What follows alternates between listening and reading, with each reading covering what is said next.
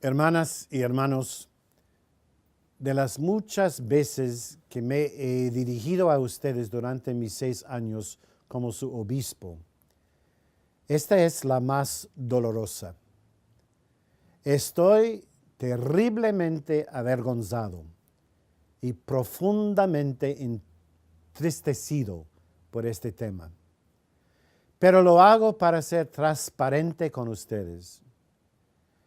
El pasado miércoles 13 de febrero publiqué la lista más actualizada de los 56 sacerdotes y un diácono permanente de la diócesis de Camden, quienes han sido creíblemente acusados de haber abusado sexualmente a menores de edad. Sus nombres se pueden encontrar en el sitio web diocesano. Todos los sacerdotes y el diácono en la lista han muerto o han sido removidos del ministerio. Estos hombres son una desgracia para el sacerdocio de Jesucristo y sus actos despreciables han herido a sus víctimas, a nuestra iglesia y al sacerdocio. Primero, me gustaría dirigirme a las víctimas y a sus familias. Rezo para que la publicación de los nombres de los perpetradores de estos actos atroces traiga algo de sanación. Ustedes siguen sufriendo por lo que padecieron por estos hombres pecaminosos. Ese dolor está siempre con ustedes. Aunque la última denuncia en nuestra diócesis ocurrió en 1995, el paso del tiempo no borra la devastación experimentada por cualquier víctima de abuso sexual. Su sufrimiento se ha visto agravado por el fracaso del liderazgo de la Iglesia para responderle con justicia. De eso, como obispo, me avergüenzo.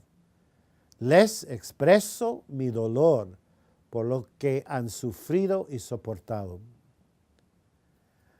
Para todos los que están escuchando este mensaje, como sacerdote y en nombre de mis hermanos sacerdotes, debemos vivir con la verdad nauseabunda de los actos de traición de algunos sacerdotes de esta diócesis.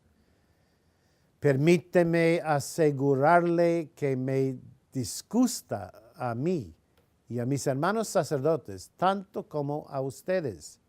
Sin embargo, mi mayor temor es que este último y doloroso recordatorio de los pecados del liderazgo de la Iglesia dañe su fe y su práctica de la misma. Jesús vino a la tierra para llevar personas a Dios. Su ofrecimiento de salvación trasciende los pecados de los hombres. Por favor, tengan en cuenta que el amor de Cristo por nosotros es mucho mayor que esta terrible crisis causada por miembros pecaminosos del clero y la inacción de algunos obispos en nombre de las víctimas. Ruego para que su fe en Dios se mantenga fuerte, incluso si su fe en la Iglesia ha sido herida. Depende de mí y de mis sucesores recuperar su confianza. Tomará tiempo, pero estoy comprometido a hacerlo. Me doy cuenta de que algunas personas pueden estar cuestionando su fe a la luz de esta nueva información. En un esfuerzo para ayudar, la diócesis creó una página web de recursos en el sitio web de la diócesis. Allí encontrará enlaces a diversos temas, tales como cómo organizar sesiones de escucha sobre el escándalo, cómo aprender de ello, cómo reforzar su fe a pesar de ello, y cómo orar por la sanación de la Iglesia y por las víctimas y sobrevivientes de abusos. También puede ser útil saber un poco más acerca de la publicación de los nombres, lo que hemos hecho para responder a la crisis, así como los pasos futuros que planeamos tomar. La publicación de los nombres se hizo principalmente para ayudar a los sobrevivientes a sanar. El nombre de todos los sacerdotes de la lista se entregó previamente a las fuerzas del orden público, de acuerdo con el memorando de entendimiento del 2002, cuando la Iglesia Católica en el estado de Nueva Jersey, en cooperación con la División de Justicia Criminal del Estado, aseguró que los fiscales sean provistos de toda la información relevante sobre las denuncias de agresión sexual, ya sea pasada, presente o futura. En el futuro, si la Junta de Revisión Diocesana considera creíbles otras acusaciones, esos nombres se agregarán a la lista. Para ser claros, una acusación creíble es aquella en que después de revisar la información razonablemente disponible y relevante, la diócesis tiene justificación para creer que es verdadera.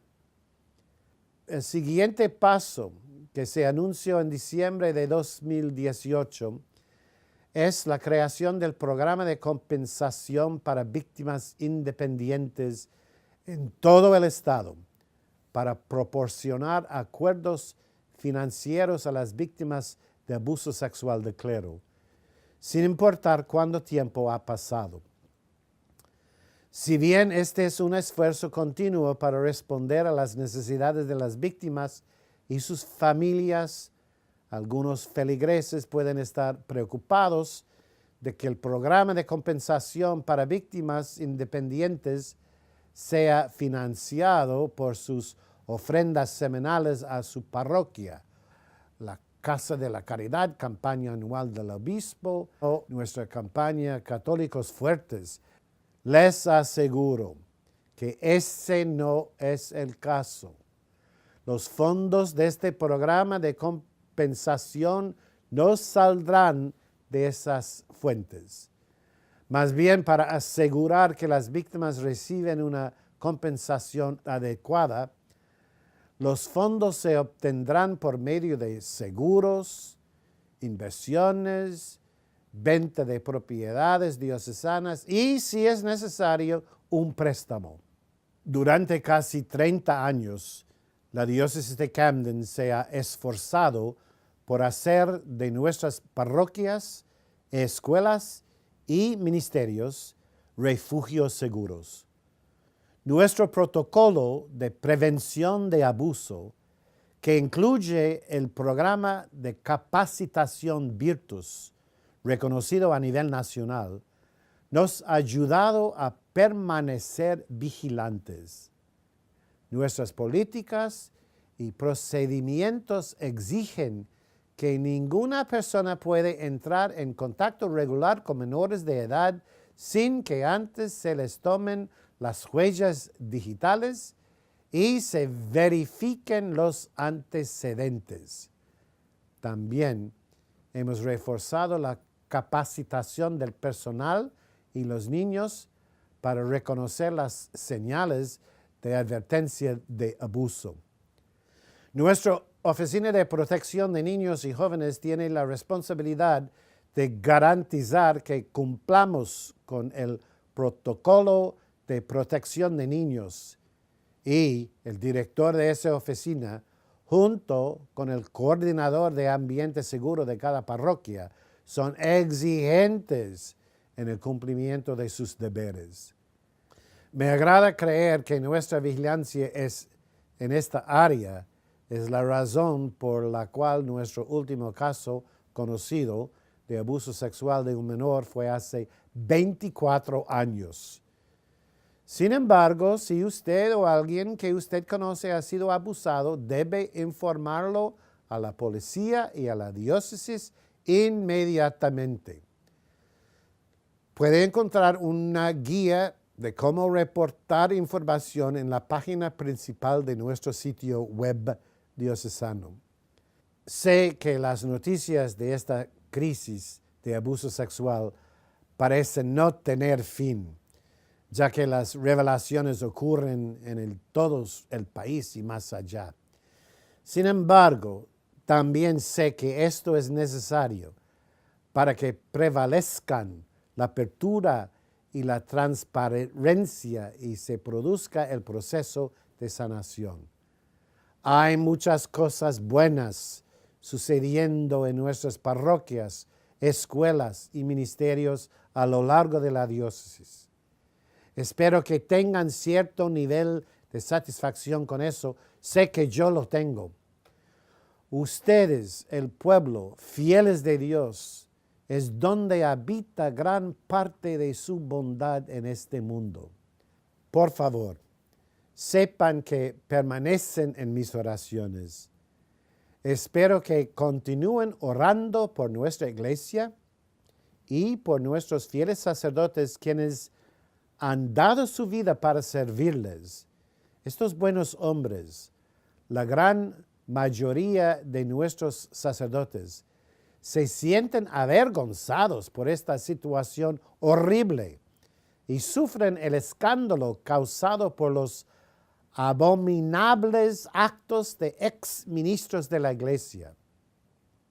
Que todos nosotros, laicos y clérigos, permanezcamos atentos para proteger a los que han sido confiados a nuestro cuidado y siempre pongamos las preocupaciones de ambos, sobrevivientes y fieles, antes que todos los demás. Gracias y que Dios los bendiga.